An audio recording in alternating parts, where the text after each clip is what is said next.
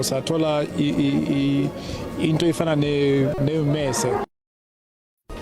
Amalungu enkonzo zoluleko nawenkonzo yesipolisa enze uqoqo engabhungisanga kwiziko loluleko iSun City eGauteng phezolo.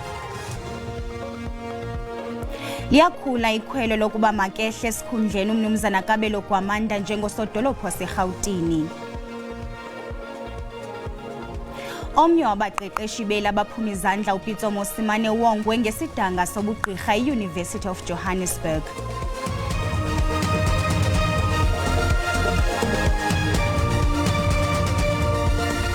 Botani mzikantu siziphekile sazibonda ngokufika ixesha lokuba sizophule singaphosanga amaseko masinirhabulise kwibhekile yasemini nje. Omabonakude iPlaystations imakeup neketile zezinye zezinto ezingaqhelekanga ezoxuthwe kwiphulo lokuqoqa kwiziko loluleko iSun City eGauteng. Amalungu enkonzo zoluleko nawenkonzo yesipolisa enze uqoqo engabhungisanga kweliziko phezolo. Izinto ezingekho mthethweni ezoxuthiweyo ziquka icuba, imela, izikere kuquka nee-cellphones. Umkomishinala uMarhoti Thobagale uthi onke amabanjwa afunyaniswe nezinto ezingekho mthethweni azakujamelana nengalo yomthetho.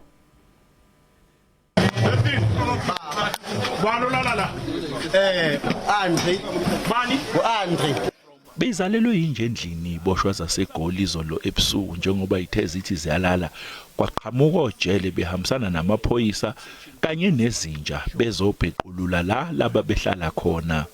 Ukhomishana wezokuhlunyelelwa kwemidlo kuzwelonke uThobagale uthi ke basathukile namanje ngezinto abayithole lapha. Sithole ama cellphone, sithole incingo, sathola into efana nemese, izinto ezingasetshenziswa ugwaza. Lesikhulu esiphezulu eminyangweni wezokuhlunyelelwa kwemidlo sithi ke kodwa bazowukhomba umuzo batholakale nalezi zinto. Sicondisa igwege zabo. Umthetho uyasivumela ukuthi sibabeke icala. Ukhomishana wezokuhlunyelelwa kwemidlo kuzwelonke uqhube wathi ke akhona mazambana abolile okungojele abasebenza lapha ababandakanyekayo ekutheni lezi zinto zingene ngaphakathi. Ezinye zezisebenzi zomnyango ziyathinteka. Kungalokho ke nabo masithole imininingwane efana naleyo siyabalandela. Abanye bayaboshwa. Iningi ke izinto abayitholile okufaka phakathi ke omakhala ekhukhwini, imese, kukhona ke neikere, kukhona ke ugwayi, kukhona ke insangu, kukhona ke ama cellphones. Kuningi kakhulu okutholakala kanti usechazile ke ukuthi ke bazokuthatha lokhu bayokubeka ubengakabi ke naso isibalo esiphelele salezi asho ukuthi ke basazoyibala lezi zinto bese bephuma nenani elifanele. Uthi ke abanikazi balezi zinto ke bazojeziswa kuzobhalwa emakhadini abo okudonsa isigwebo ukuthi batholakale nezinto ezingekho emthethweni. Igama lami ke nguCalvin wakadludla endabeni zeSABC ngibika ngisejele eGoli. Amalungu ombutho etitshala zemfundo yabantwana abasaqalayo iSouth African Early Childhood Development Teachers Union amemelela isebe lezemfundo esiseko ukuba linike ingqwalasela kwimingeni yabo abatitshala ababambe umngcelelo obusingise kwiofisi zakwisebe lemfundo esiseko ePitoli behambisa uxwebhu lwezikhalazo zabo. Umbutho we-South African Early Childhood Development Teachers Union uthi isebe lezemfundo esiseko ayibothathele ingqalelo otitshala bebanga lika-Grade R. Abatitshala bathi into elibalekayo nengaqondekiyo kukuba ngaphandle kwemfundo ye-ECD kunye no-Grade R akunakubakho mfundo kweli. Babongoza ke ukuba banikwe ingqalelo otitshala bakwa-Grade R. The Grade R teachers who are getting stipend to date, 13 years of working in the state monuments, but they don't get any money. They are paid by the SGB. Can you imagine that?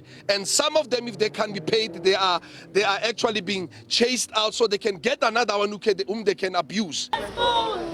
Abatitshala nebebeyinxalenye yalomngcelele baxenzelele ukuba ezingxaki bothetha ngazo zingxaki ezijamelene notitshala kuzwelonke. Bakwatyhola ukuba kukho amarhe athi iza kupheliswa idiploma yokufundisa uGrade R.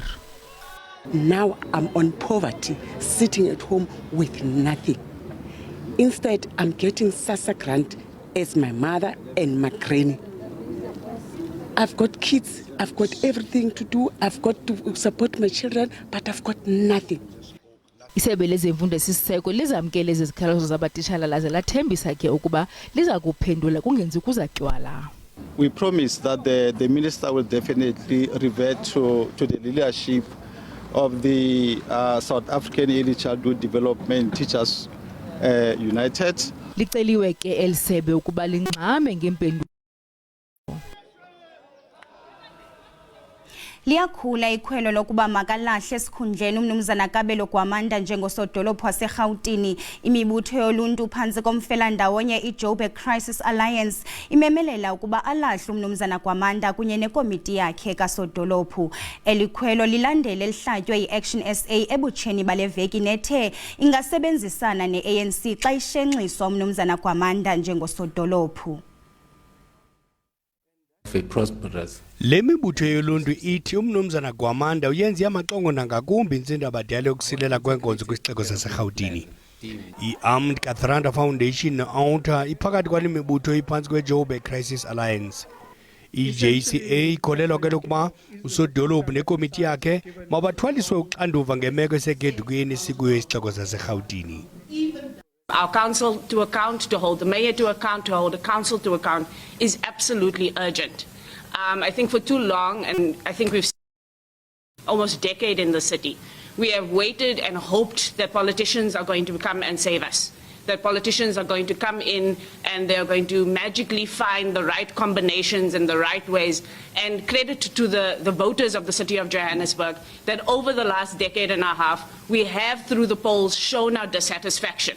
And it has gotten to the point where there has been coalition governments because we don't trust one particular party or person to come and rescue us from the situation. But that has not led to accountability and accountable leadership, strong leadership, and leadership that is willing to make sure that the city works, that the city functions. Really, for us, the message is to the politicians. If you're going to replace Gwamanda with somebody who's equally incompetent in running the city, in being the executive mayor and playing the leadership role, then the problem is not going to go away. We've seen for far too often now, we've had 9 mayors, I think, since 2016. We cannot have this continuation. So, we're often asked why the individual. He inherited a broken city. We understand that, but what we need is leadership to take civil society, to take residents' associations, business in their confidence, and to work towards a better city. Nayo le mibutho yoluntu imemelela ukuba uphononongo ngokutsha umgaqo-nkqubo kamasipala okuhlawulwa kwemali kumakhulu-200 ngabathenga umbane phantsi kwenkqubo ye-prepaid. I-Action SA ithembise ngokusebenzisana ne-ANC kumasipala waseGauteng phantsi kwemiqathango efana nokuba awutye umsebenzi umnumzana Gwamanda ze iyekwe nale mali yombane eyi-200 etyabula abasebenzisi bombane.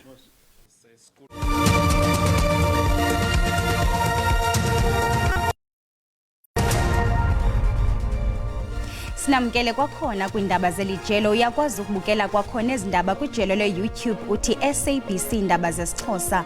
Ukanti xa ubukele sicela ucofe ulike ze uba ukamcofa usubscribe sibongoza wenze njalo kwinqaku lokuqala sithe. Omabonakude iPlaystations imakeup neketile zezinye zezinto ezingaqhelekanga ezoxuthwe kwiphulo lokuqoqa kwiziko loluleko iSun City eGauteng. Amalungu enkonzo zoluleko nawenkonzo yesipolisa enze uqoqo engabhungisanga kweli ziko phezolo. Nezixuthiweyo ziquka icuba, imela, izikere kuquka nee-cellphones. Umkomishinala uMarhoti Thobagale uthi onke amabanjwa afunyaniswe nezinto ezingekho mthethweni aza kujamelana nengalo yomthetho.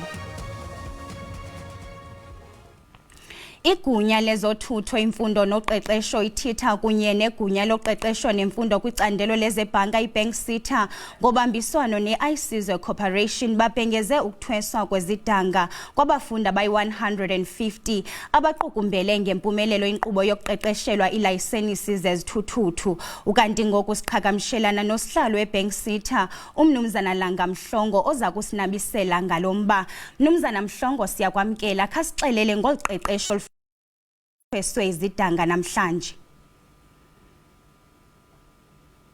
Sibulele msakazi kakhulu ngexesha sibingele nababukele ekhaya.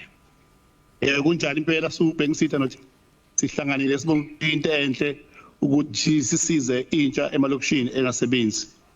So siye sahlangana safaka imali ubhengisitha afake u42 million no transport sithi afake u42 million isamba sisiphelele sonke sibe 84 million ukutraina ke intsha engasebenzi a1200. Msakazi asimile siyaqhubeka nalolu hlelo ngoba inhloso yethu ukuthi senze sure ukuthi abantu bethu bathola amathuba omsebenzi bangahlala ekhaya ngoba siyazazi izinto ezimbi ezimthelela uma ngabe iyouth iwuvanzi emalokishini. Ungathi liza kuba yintoni igalelo lwaba bafundi kwezoqoqosho emva kokuphumelela kule nkqubo? Igalelo lihle kakhulu Msakazi ngoba asibatrainanga nje sibashiye eceleni sibavulela amathuba nama-companies anjengo Take a Lot, Checkers 60 dabo RTT ukuthi baba absorbe bonke labantwana. Ngikhuluma nawe nje kulabo aba-150 sibatrainile already sesiplace aba-52 kulama companies ukuthi baqala amabhizinisi abo. Siyaqhubeka simile Msakazi. Ingaba ikhona imingeni eniye nahlangana nayo kule nkqubo? Well, zikhona inqinamba ezincanyana Msakazi esihlangabezane nazo kakhulukazi ama station la kufanele bathe khona uthola ukuthi i-bookings ingayitholi size sibathathe sibayise ko-Gauteng nakwezindawo, so kube i-challenge encane lokho kodwa ngekusebenzisana namakhansela and local authorities yonke lezo zinqinamba sikwazi ukuthi sidlule kahle kuzona. Mnumzana Mhlongo, lithini ikamva ngoluqeqesho? Bakhona abanye abaza kuphinda balinikwe lithuba? Sizimisela kakhulu ukukhuphula nesamba semali sibekiwe ukuthi siqhubeke ngoba siyabona ukuthi impumelelo kakhulu eGauteng laba impumelelo eWestern Cape la impumelelo namhlanje la kuyimpumelelo, so asimile siyaqhuba sibheke manje uMalanga eKZN ngoba inhloso yethu Msakazi ukuthi senze sure ukuthi intsha yethu iyawathola amathuba. Ugovernment wavulile, so sifanele sisabalise sifike kuwo bonke. Iloko sikuhlosile. Sibambe ngazibini kuwe Mnumzana Mhlongo. Abazali babafundi bakwisikolo samabanga phezulu ngaphandle kwaseMthatha eMpuma Koloni bathi ukusilela kukarhulumente kwakheni isikolo sabo kuqhoka inkqubo yokufunda nokufundisa. Esisakhiwo sethutyana sabekwa kwesi sikolo kwiminyaka 18 yadlulayo emva kokuba esodaka sabulala Thembelihle yakhiwa luluntu lwasekuhlaleni ngo-1990 ngenxa yokunqonga uphala kwezikolo kule ngingqi. Sele iminyaka lamagumbi ethutyana asetyenziselwa ukufunda amabanga aphantsi. Kwiminyaka emibini edlulileyo esi sikolo sikhulile sisuka kubafundi abali-16 kuyotsho ngapha kwekhulu elinama-30.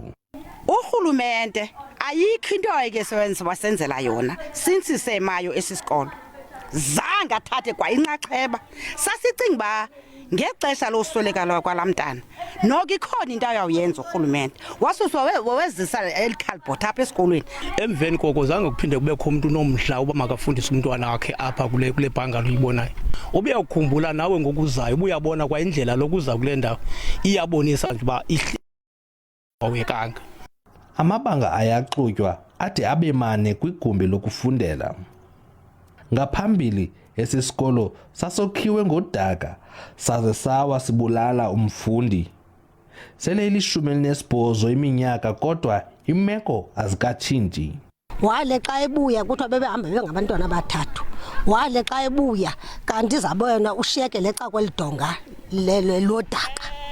Wawela lelo donga ke ngolodaka. Wasweleka ngelo xesha. Isebe lezemfundo lithi liyayazi imeko yesi sikolo. Ukwakhiwa kwezikolo ngoko eEastern Cape sokujonge kakhulu ezi zikolo sizibiza ngento bazii-mega schools. Ibisikolo sinabantwana okanye amanani aphantsi ebantwaneni, and isisikolo esibonakalayo into yoba xa lesikuyo yi-community engasazuphinde ibe nayo indlela yonto bebe nabantwana abaninzi. Asiye ibe sisikolo esithi xa kuthiwa urgently makakhiwe isikolo kuqalwe ngaso. Kunyaka ophelileyo izindlu zangasese zokhiwa kodwa abazali bathi kudala becela amagumbi ethutyana kuncedisa kule meko. Ndingulwandile Mbulali, eMthatha. Ngoku masicaphula amaqabantshintshi ezithe zaqaqamba ngaphaya kwemidayeli siziqale eKremlin yamaRussia. Umongameli Vladimir Putin waseRussia ubambe iqugula nomongameli Bashar al-Assad waseSyria kwikomkhulu iKremlin. Uthi ndinomdla uluvo lwakho kwimo yale ngingqi. Uthi ngokuphathelene neentshukumo zale ngingqi nehlabathi liphela kutshanje le ntlanganiso yethu ibalulekile ukunqumanisa intloko sidadele enzulwini ngekamva lezingingqi zethu.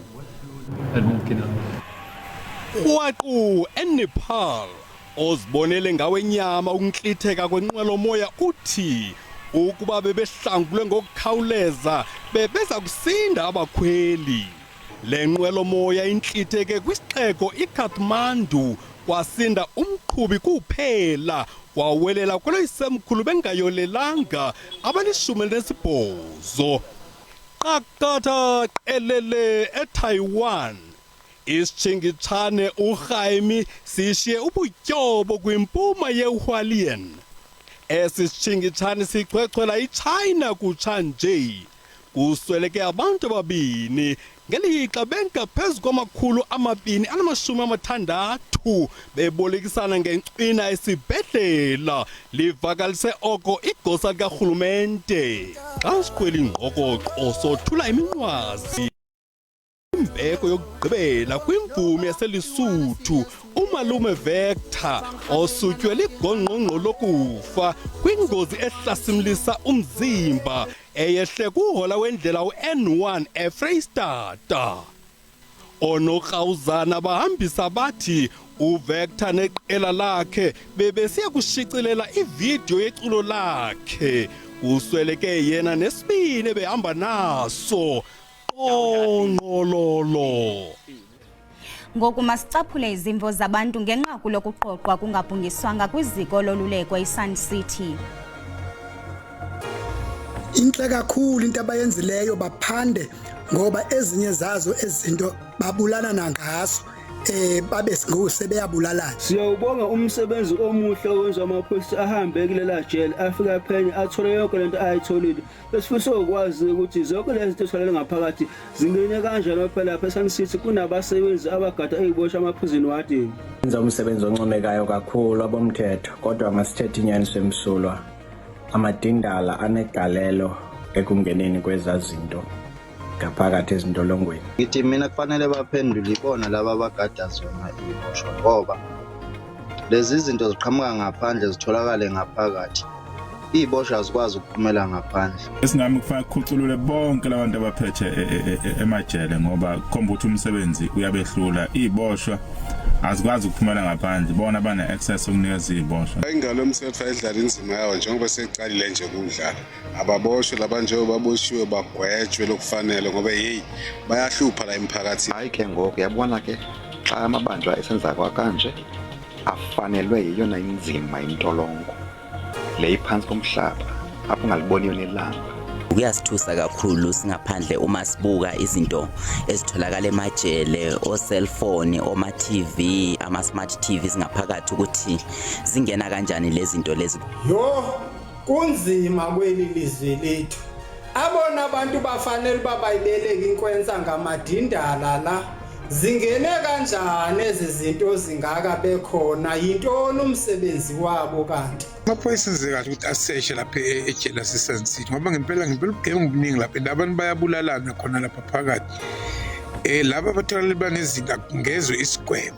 Umthetho yeke nguwodala lona uma kubekho into ezifumaneka pha zingena njani entolongweni ezo zinto ezo. Izinto ezingekho emthethweni entolongweni zingena phambi kwamadindala ekhona.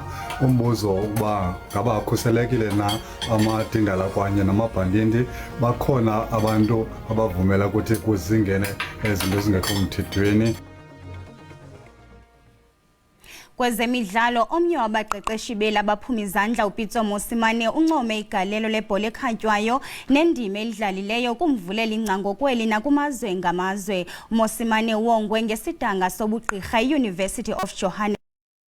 Icandelo lezobunzululwazi leliziko lithathe isigqibo sokunikela uwonga uMosimane ngenxa yegalelo lakhe eqaqembiseni ibhola ekhatywayo kweli nokuzinikela kwakhe ekuxhonxeni abadlali abaselula. Siziqongqothile zasemini nje nto zakuthi ukanti siyabuya kwakhona ngokuhlwa ngentsimbi yesixhenxe de kube lilixa elizayo kamnandi.